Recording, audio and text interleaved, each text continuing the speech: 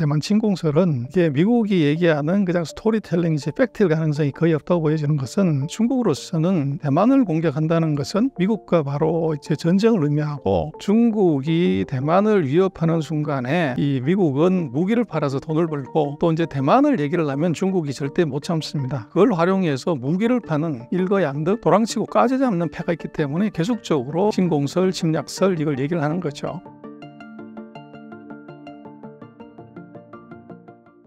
심사인단 구독자 여러분 안녕하십니까? 중국경제금융연구소의 전병서 소장입니다. 얼마 전 한중일 정상회의가 있었습니다. 어떤 배경에서 일어나게 된 회담인가요? 코로나가 한 3년 진행이 되면서 한중일의 관계가 거의 소닥쳐더부듯하는 관계? 이제 그런 관계에서 이제 어떻게 보면 소통의 채널을 만들어 보자. 이런 이제 의도가 있었던 것 같아요. 그래서 과거 같았으면은 한중일의 관계가 굉장히 상대적으로 좋았던 시절에는 정기적으로 열렸지만 코로나는 장애도 있었지만 미국과 중국의 전쟁 이후에 한중일 다가 관계가 서로 어색해지는 그런 관계가 생겼던 것 같고요. 그래서 굉장히 오랜만에 한중일 정상이라고 하자면 약간 제 의의는 다릅니다. 한국과 일본은 정상이 맞고요. 중국은 정상이 아니라 넘버 2가 온 거죠. 그래서 이제 배경을 놓고 보면은 어떻게 보면 소통 채널, 개통 이런 정도 의미를 줄 수 있을 것 같습니다.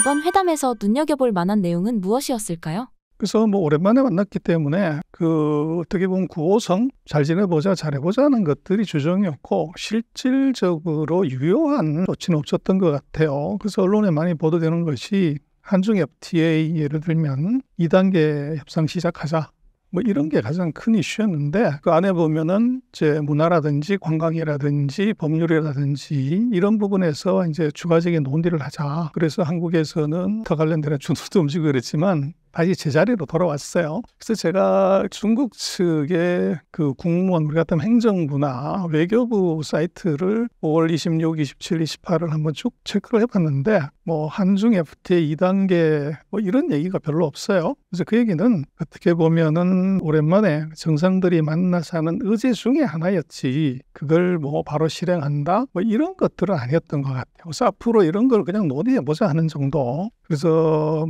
크게 의미 있는 제 회담이다 이렇게 보기는 어려웠을 것 같아요. 미중 갈등과 더불어 세계 경제 블록화가 뚜렷해지는 경향이 보이는데요. 요즘 분위기는 어떤가요? 그래서 이제 북중러가 같이 모이고 한미일이 같이 모이는 그런 구도가 다시 형성이 되고 있죠. 그래서 그것은 미국과 중국의 갈등이 더 첨예하게 대치하면서 나타나는 현상이고 또 거기에 한반도 같은 경우는 이제 남북이 서로 갈라져서 한쪽씩 발을 담그고 있기 때문에 어쩔 수 없는 이제 상황에 끌려가는 거죠. 그리고 이제 그것은 어떻게 보면 바이든 정부 들어서면서 소위 말하는 가치 외교 동맹의 기준을 이 민주주의라는 가치를 같이 하는 사람이 친구다. 이렇게 하면서 이게 확실한 편가르기를 한 거죠. 그래서 줄을 서라. 거기에 맞불을 넣는 것이 중국인데 중국도 마찬가지로 예를 들면 1대1로 정상회담을 한다든지 이런 식의 공산주의 국가끼리 하는 이제 북중러 회담이라든지 이런 것들을 서로 어떻게 보면 새싸움 이런 느낌이 조금 강합니다. 라이칭더 취임 후 중국이 대만 포위 훈련을 펼쳤는데요.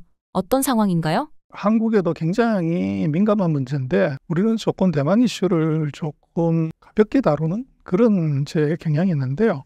대만 문제는 한국 문제입니다. 지금 역대로 나왔을 때 패권국 강국의 조건은 예전 같으면 이제 대륙을 점령하는 기병들이 말을 타고서 어떻게 보면 군사력을 장악하는 건데 지중해 시대 이후에는 해상권, 바다를 누가 장악하냐가 이게 굉장히 중요한 이제 어떻게 보면 군사력의 조건이었고 지금 21세기에도 해상 물동량이 전체 물동량의 90% 이상을 차지하기 때문에 제해권, 바다를 누가 통제하냐가 이게 실제적인 패권이죠. 그래서 전 세계 세굴이 누가 세냐 그러면 과거에는 포르투갈, 네덜란드, 영국이었지만 지금 미국이죠.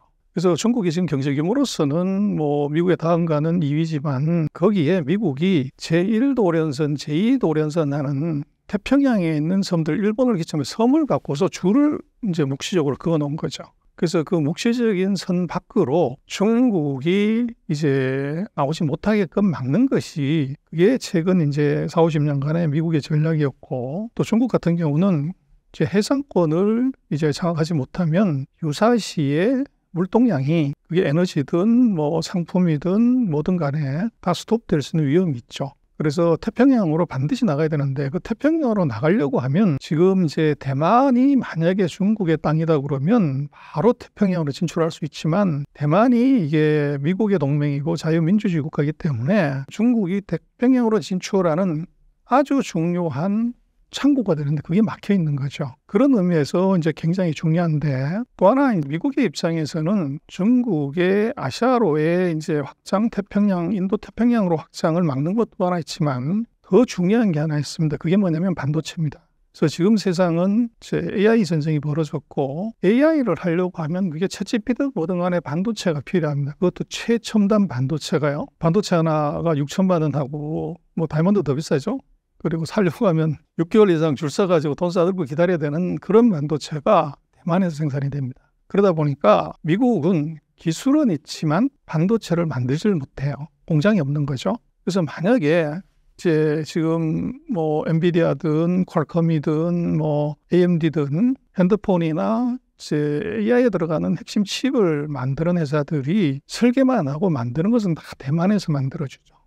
근데 유사시에 대만이 중국에 의해서 공격받아서 반도체 첨단 공장이 이제 파괴되는 사태가 벌어지면 미국은 다시 원시 시대로 돌아갑니다.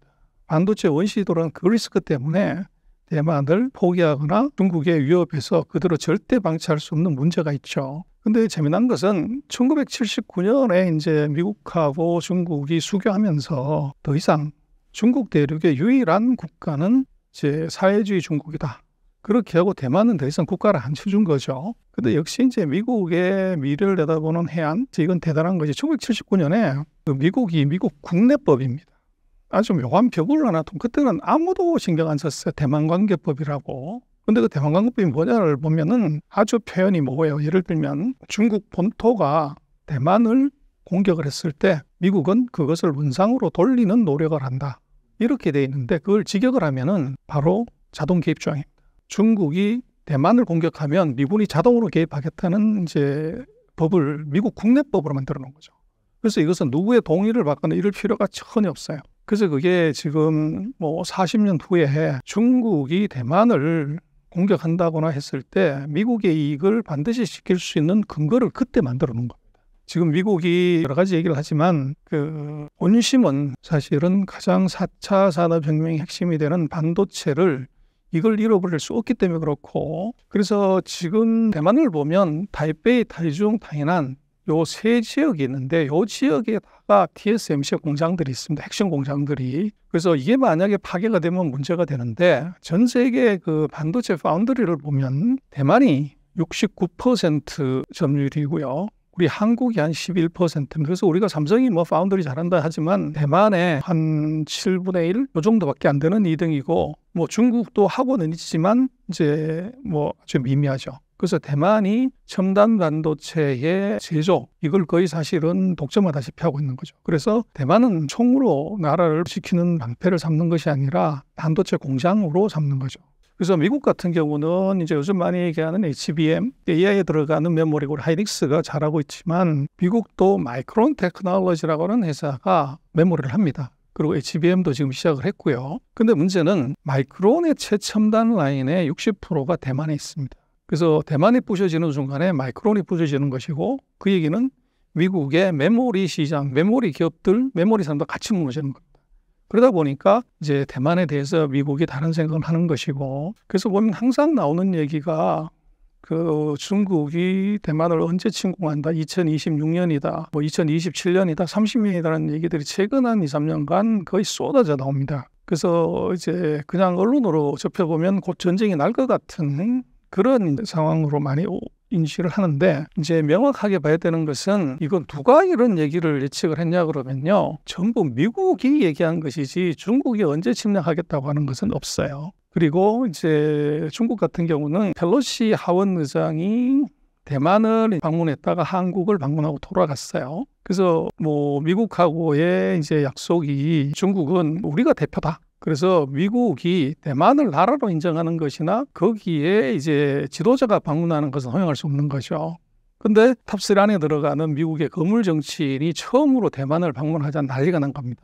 그래서 이제 미국의 방문에 대해서 이제 물론 쇼지만 중국의 우리로 얘기하면 극우파들이죠. 그래서 우리 영공에 들어오는 펠로시의 비행기를 격추시켜야 된다. 근데 미국은 콧방귀도 안 뀌고 이제 대만에 가서 차잉원하고 회담하고 그 다음날 우리 한국으로 비행기 타고 왔죠. 근데 재미난 것은 이제 차잉원하고 회담하고 떠난 펠로시 떠난 대만에 실사격 군사 훈련을 합니다. 6군데의 이제 실사격 포를 미사일을 날리는 거죠.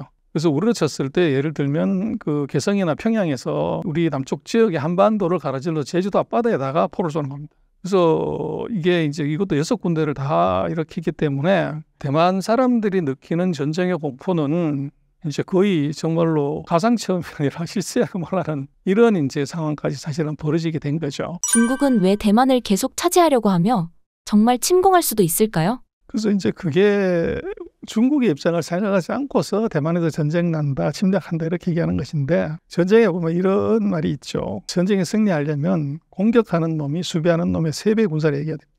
그래서 중국에 대한 이제 어떻게 보면 대만 침공설은 그게 미국이 얘기하는 그냥 스토리텔링이지 팩트일 가능성이 거의 없다고 보여지는 것은 지금 경제력으로 보면 중국이 미국이 한 70% 정도 수준이지만 군사력은 한 30%, 많이 잡아도 50%가 안 됩니다. 그럼 붙었다 그러면 그건 백전백패죠. 그래서 지금 이제 중국으로서는 대만을 공격한다는 것은 미국과 바로 이제 전쟁을 의미하고 그것은 필패의 운명으로 가게 됐죠. 근데 중국은 손자병법을 공부합니다. 다 리더들이. 그래서 지는 싸움 하지 말라고 돼 있죠. 그래서 제가 볼 때는 언제 싸움을 벌리냐면 중국이 1차적으로 경제력이 미국을 넘어서야 됩니다. 그래서 그게 뭐 2035년 뭐 이 정도를 보는 것이고 그리고 군사력이 미국을 넘어서는 걸 2050년으로 보는 것 같아요. 그래서 적어도 중국의 실력으로 이제 대만을 공격하려면 2035년에서 50년은 지나야 된다. 이제 그렇게 봐야 되고 그 사이에 얘기하는 것들은 이제 얘기하는 사람들의 의도가 숨어 있죠. 그래서 그게 뭐냐 그러면 왼쪽에 있는 게 양완 위험 지수라는 겁니다. 대만하고 중국 본토하고 긴장 관계가 어떠냐를 홍콩에 있는 이제 조사기관이 조사를 하는데 1950년 이제 장개석이 본토에서 이제 후퇴해서 왔을 때 전쟁 상태일 때 6.73이에요. 근데 2022년, 23년에 요게 7.45까지 최악으로 이제 갑니다. 그래서 그 이유는 이제 6군데 실사격 미사일을 쏘니까 전쟁 바로 직전이라고 본 거죠. 근데 이게 이제 재미난 것은 요 양안 위험 지수하고 미국은 공포를 느낀 대만에 무기를 팔아먹습니다. 그러다 보니까 지금까지 미국이 대만에 판 무기가 907억 달러 정도 됩니다. 중국이 대만을 위협하는 순간에 이 긴장이 고조가 되면 무기를 사니까 이 미국은 무기를 팔아서 돈을 벌고 또 이제 대만을 얘기를 하면 중국이 절대 못 참습니다. 그래서 중국을 자극시켜서 이제 흥분하게 만드는 것, 정치적으로 이용할 수 있는 문제가 있고 그걸 활용해서 무기를 파는 일거양득 도랑치고 까지잡는 패가 있기 때문에 계속적으로 침공설, 침략설 이걸 얘기를 하는 거죠. 그러나 이제 중국을 놓고 보면 그걸 이제 예를 들면 정치인의 입장에서 놓고 보면 정치인은 뭐 여러 가지 이익이 있지만 대의를 위해서 국가적 이익을 위해서 자기 이익을 희생하는 것이 정치인이고 큰 인물의 뜻이지만 거의 역사의 정치인들은 보면 국익보다는 자기 정치의 이익이 더 중요해요. 근데 생각을 해보면 대만이 통일되는 것이 중국의 지금 지도자의 입장에서 이익인가? 이렇게 생각을 해보면 그게 답이 있어요. 지금 경제적인 규모 또 군사적인 규모에서 절대적으로 약한데 어설프게 공격했다가 망할 수 있는 위험을 질 필요가 있냐. 그게 첫 번째고 두 번째는 미국과 계속적인 긴장관계를 유지를 하게 되면 강한 리더십을 가진 리더 이 리더의 정당성이 더 강화가 되죠. 그래서 지금 있는 중국의 지도자 같은 경우는 강성의 지도자의 이미지를 보여주는 데 있어서 대만과의 갈등을 계속 그대로 유지하는 것이 정치적 이익에 절대적으로 부합을 합니다. 그리고 세 번째로 보면 바로 반도체인데 지금 중국하고 미국이 다른 모든 분야에서는 사실은 비슷한데 반도체에서만 이제 격차가 나죠. 근데 그것도 미국도 반도체를 못 만들고 중국도 반도체를 못 만드는데 그 사이에 있는 대만이 만들어주는데 만약에 중국이 대만을 전쟁을 하지 않고 대만을 먹었다. 이러면 4차 산업혁명에서 바로 미국을 추월해버릴 수 있는 그런 기가 막힌 카드가 되는데 그걸 때려 부셔야 될 이유가 있냐? 황금말을 낳는 거위를 살살 구슬려서 우리 마당으로 갖고 들어오는 전략 이게 중국의 사실은 속내일 수 있어요. 그래서 그러다 보니까 대만에 대한 중국의 공격설은 상당히 이제 저간의 상황을 짚어보면 이것이 합리적이지 않다. 그리고 상당히 이제 특정 국가의 이익이 개입된 썰이다 이렇게 볼 수가 있고, 그러나 중요한 것은 한국입니다. 만약이라는 것이 없지만 만약에 이제 전쟁이 벌어진다 대만에서, 그랬을 때 전쟁 시나리오를 보면 일주일 이렇게 얘기를 하지만 그 거리가 200km밖에 되지 않아요. 그래서 미사일을 쏘든 드론을 갖다 퍼붓든 그거 제가 볼 때는 일주일이 아니라 하루 안에 끝날 수 있습니다. 근데 문제는 이번에 아마 28 전쟁이나 이란하고 이스라엘하고 전쟁도 마찬가지지만 직접 서로 맞서가지고 총질하는 경우가 거의 없고요. 드론으로 비행기로 미사일로 폭격하죠. 그러나 지금 28 전쟁도 저렇게 길게 끄는 이유는 결국은 육군이 가가지고 깃대를 꽂아야 진정한 승리가 돼요. 근데 그렇다고 그러면 아마 중국도 그렇고 이제 폭격은 해가지고 주요 시설을 파괴할 수는 있지만 그걸 완전히 전쟁에 승리하려면 육군이 들어가서 깃대를 꽂아야 돼요. 점령을 해야 되는데 문제는 이제 그걸 막으려면 미국에서 본토에서 군인들이 비행기로 배로 와야죠. 그러면 시간이 오래 걸린다고요. 근데 중국은 200km니까 바로 건너올 수 있기 때문에 이걸 막으려고 하면 가장 가까운 지역에 있는 미군들이 이제 먼저 가는 것이 중요해요. 근데 그것은 공군이나 해군이 아니라 육군이 가야 됩니다. 근데 지금 전 세계 미군 이제 주둔군이 16만 5천 명인데 그 중에서 인도태평양 사령부에 이제 5만 2천 명이 있는데 이게 일본이고, 그다음에 한국이 2만 8천 명이 있는데 지금 일본에 있는 것은 해군하고 해병대지 육군은 2,400명밖에 안 돼요. 근데 한국 같은 경우는 육군이 2만 8천 명으로 이제 2만 명이 넘죠. 그러면 한국에서 육군이 가는 것이 가장 이제 효율적입니다. 근데 비행기 타고 대만까지 한 3시간? 이러면 3시간 반, 4시간이면 가기 때문에 지금 만약에 유사시에 이제 한반도에서 미군이 이걸 지원하게 될 가능성이 대단히 높죠. 그렇게 되면 중국 입장에서는 미군이 개입하지 않아야 전쟁에서 승리할 수 있는데, 그럼 미군을 못 오게 하려면 어떻게 하면 되냐? 그러면 이제 두 가지 방법이 있죠. 하나는 북한에 이제 김정은을 자극해서 남쪽으로 뭔가 군사적인 액션을 하게 되면 이제 주한미군이 이동하기 어렵고, 그것도 안 되면 직접적으로 중국이 한반도에 있는 미군을 공격할 수 있는 그런 가능성도 사실은 배제할 수 없단 말이에요. 그렇게 되면 대만에서의 전쟁 발발은 저간의 사정으로 놓고 보면 이 한국도 굉장히 밀접한 상관성이 있다. 그리고 만약에 TSMC의 첨단 파운드리 공장이 이제 파괴가 됐다고 하면 그 다음번에 대안은 뭐냐면 한국의 삼성전자의 파운드리 라인입니다. 그럼 이것이 있으면 미국은 여전히 첨단 반도체를 만들 수가 있죠. 그럼 중국 입장에서는 이 미국의 어떻게 보면 첨단 산업을 더 이상 지속시킬 수 없게 하려면 한국에 있는 삼성의 최첨단 파운드리도 파괴시켜야 될 필요성이 생기죠. 그렇게 되면 이것이 북한을 이제 자극해서 북한이 화성이나 평택 쪽의 공장을 공격할 수 있게끔 하는 수를 쓰든지, 아니면 정말 극단의 상황이라면 다이렉트로 중국이 한국의 반도체 공장을 공격할 수 있는 가능성도 배제할 수가 없어요. 그래서 그렇게 놓고 보면 지금 대만 이슈는 저건 미국과 중국 둘 사이의 관계가 아니라 이제 어떻게 보면 한반도의 지정학적 또 그리고 한국과 미군의 관계, 그리고 반도체 산업에 있어서의 그 역학 구조를 놓고 보면 한국은 어쩔 수 없이 양안관계 긴장에 우리도 빨리 들어갈 수밖에 없는 구조입니다. 그래서 이걸 우리가 이제 너무 약하게 보거나 무시해서는 안 되는 그런 아주 중요한 사안일 겁니다.